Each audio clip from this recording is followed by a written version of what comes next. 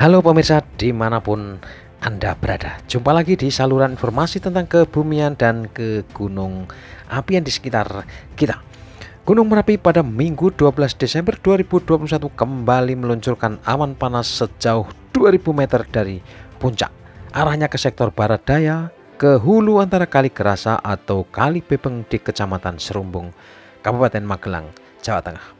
Awan panas cukup besar ini sebagian teramati dan menunjukkan rentetan gempa vulkanik dalam pada hari sebelumnya memiliki efek signifikan. Awan panas guguran Merapi terjadi tepatnya pukul 10.18 waktu Indonesia Barat, tercatat di seismogram amplitudenya 27 mm, durasi 158 detik. Jarak luncur 2 km ke arah barat daya, arah angin saat kejadian ke timur. Sebagian jalur luncuran tertutup awan tebal. Kejadian awan panas Merapi ini menerbitkan kembali pertanyaan, apa sebenarnya awan panas itu? Mengapa juga terjadi di Gunung Semeru, Lumajang, Jawa Timur dan Gunung Sinabung di Kabupaten Karo, Sumatera Utara? Apa isi sesungguhnya aliran awan panas yang oleh masyarakat lereng Merapi dijuluki wedus gembel alias biri-biri? Saya akan menjelaskannya nanti, dan sebelum ke sana kita akan review sejenak data pengamatan aktivitas vulkanik Merapi sepanjang 18 jam di pekan kedua Desember 2021. Berdasarkan Merapi Volcano Activity Report di Magma Indonesia, laporan ini disusun para petugas pengamat Merapi bergantian di pos Kaliurang dan pos Babatan. Secara visual gunung tertutup kabut 02 hingga 03. Asap kawah tidak teramati. Cuaca mendung hingga hujan, angin lemah ke arah timur dan barat. Suhu udara berkisar 16 sampai 24 derajat Celcius, kelembapan 72 sampai 99%, tekanan udara 626 sampai 717 mm Hg dan intensitas curah hujan 55 mm per harinya. Pada periode pengamatan pukul 00.00 hingga 06.00 tercatat 43 kali gempa guguran amplitudo 3 sampai 15 mm dan durasi gempa 24 sampai 145 detik.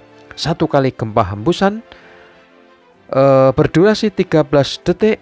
3 kali gempa hibrid atau fase banyak amplitudo 2 sampai 6 mm, durasinya 04 sampai 06 detik, dan 1 kali gempa vulkanik dangkal amplitudo 35 mm dan lama gempa 11 detik. Berikutnya di data 6 jam kedua pukul 00.00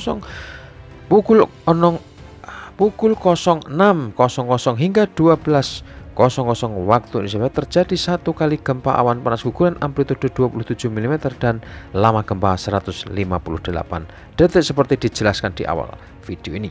Lalu 31 kali gempa guguran amplitudo 3 sampai 27 mm dan lama gempa maksimal 144 detik. 2 kali gempa hembusan amplitudo 2 sampai 3 mm dan durasi gempa antara 11 sampai 19 detik. 3 kali gempa hibrid fase banyak dengan amplitudo 4 sampai 14 mm dan lama gempa maksimal 10 detik.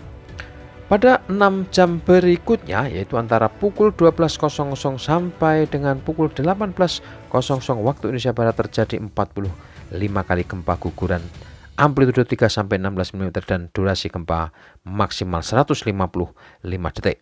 Tercatat juga 1 kali gempa hembusan, lama gempa 16,5 detik.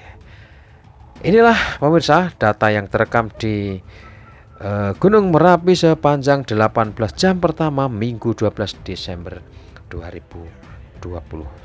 Cukup signifikan dan didominasi oleh gempa guguran atau guguran material vulkanik.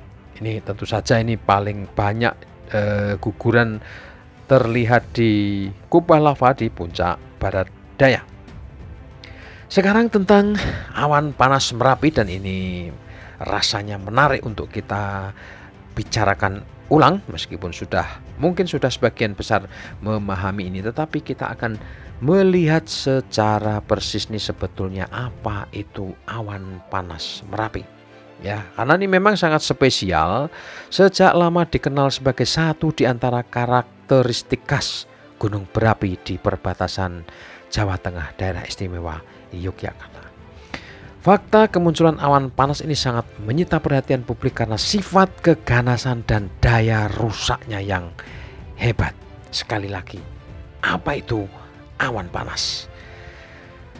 Berdasarkan penjelasan di situs merapibglsdm.go.id milik Badan Geologi Kementerian SDM, istilah awan panas dipakai untuk menyebut aliran suspensi dari batu, kerikil, abu, pasir dalam suatu massa gas vulkanik panas yang keluar dari gunung api. Aliran massa itu meluncur turun mengikuti kontur lerengnya dalam kecepatan bisa lebih dari 100 km per jam sejauh puluhan kilometer. Aliran turbulen tersebut dari jauh tampak seperti awan bergulung-gulung menuruni lereng gunung api dan bila terjadi di malam hari terlihat membara. Awan panas biasanya tidak segemuruh longsoran biasa atau guguran material keras karena tingginya tekanan gas pada material menyebabkan benturan antar batu-batu atau material di dalam awan panas tidak terjadi. Dengan kata lain, benturan teredam oleh gas yang menyertai aliran massa itu. Penduduk sekitar Merapi menyebut awan panas sebagai wedhus gembel yang dalam bahasa Jawa kurang lebih sama artinya dengan biri-biri atau domba yang berbulu tebal. Biri-biri yang putih itu biasanya berwarna putih, itu bulunya bisa bergumpal-gumpal begitu. Karena secara visual kenampakan awan panas seperti iringan biri-biri menyusuri lereng. Istilah ini diperkirakan telah dipakai sejak berabad-abad oleh penduduk setempat di sekitar gunung ini. Jadi ini lebih tua istilahnya daripada Null Ardente yang dikenal di jagat ilmu ke gunung apian. Awan panas Merapi dibedakan atas awan panas letusan dan awan panas guguran. Awan panas letusan terjadi karena hancuran magma oleh suatu letusan. Partikel-partikel terlempar secara vertikal dan horizontal. Kekuatan penghancuran material magma saat letusan ditentukan oleh kandungan gas vulkanik dalam magma.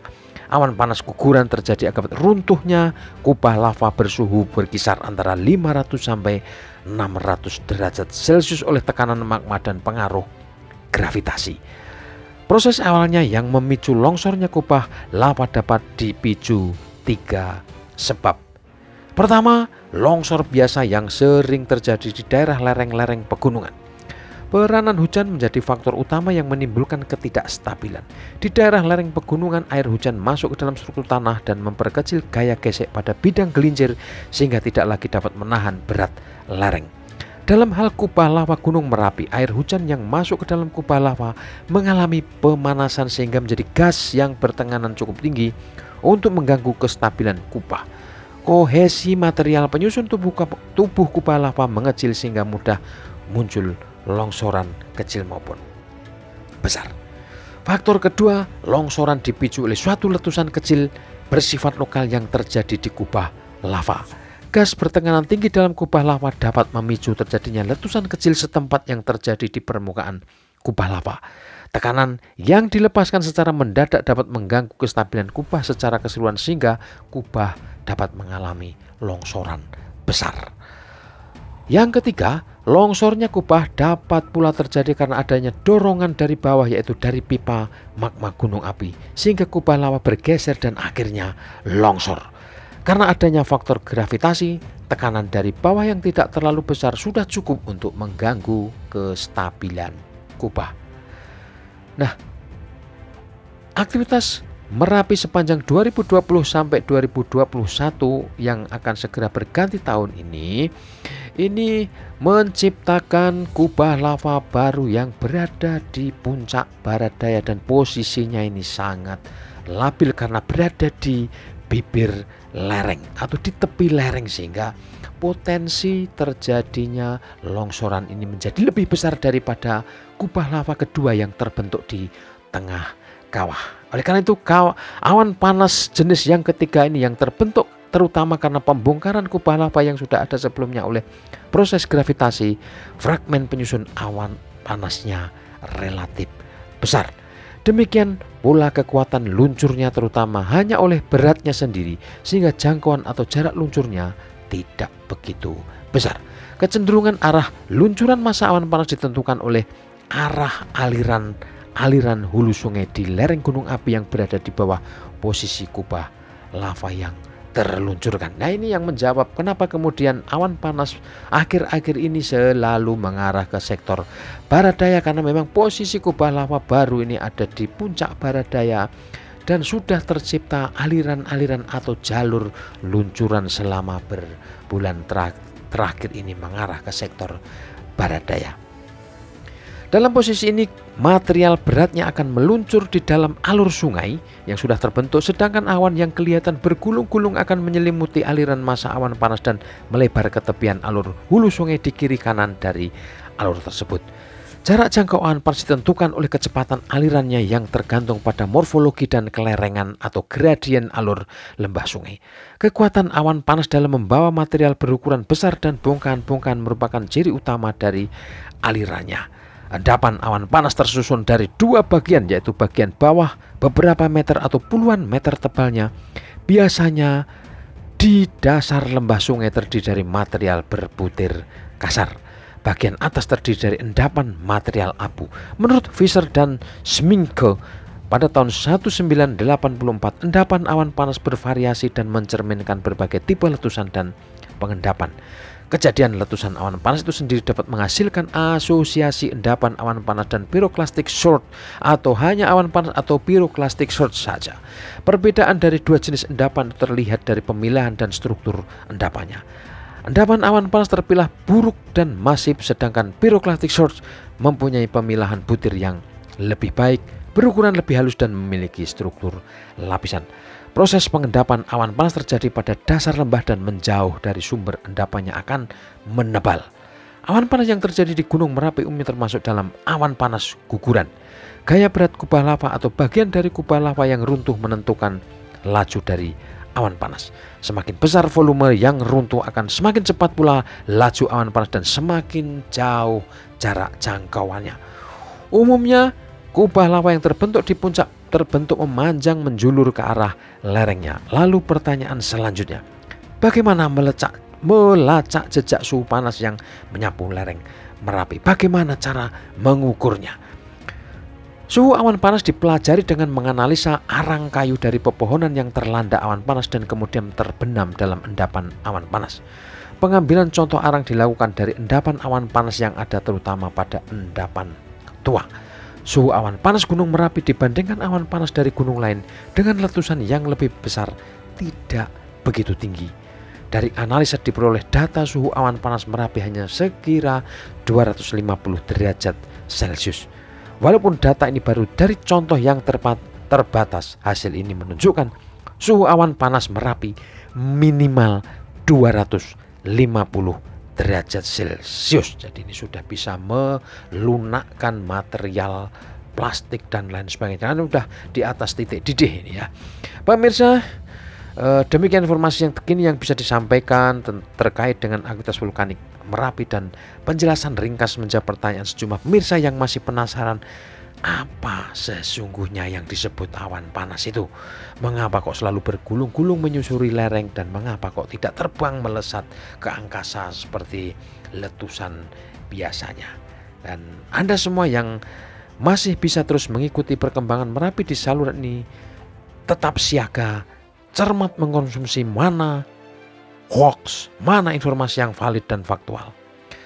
Potensi bahaya Merapi sebagaimana rekomendasi BPTKG Yogyakarta Insight masih berupa guguran lava dan awan panas pada sektor Tenggara hingga Barat Daya. Radius maksimalnya 3 km ke arah Sungai Woro di Klaten, Jawa Tengah dan sejauh 5 km ke arah Kali Gendol, Kali Kuning, Kali Boyong, Kali Bedok di Sleman, Kali Krasak, Bebeng dan Kali Putih di wilayah Kabupaten Magelang. Sedangkan lontaran material vulkanik bila terjadi erupsi eksplosif dapat menjangkau radius 3 hingga 5 km dari puncak. Masyarakat diminta tidak melakukan kegiatan apapun di daerah potensi bahaya primer ini. Terima kasih pemirsa untuk perhatiannya. Semoga Anda semua sehat walafiat tak kurang suatu apa. Terima kasih untuk komentarnya, masukan dan kritik sarannya. Semoga konten ini bermanfaat untuk Anda dan kita semua. Salam tangguh. Dadah. Sampai jumpa di edisi berikutnya. Jangan lupa like, komen, dan subscribe.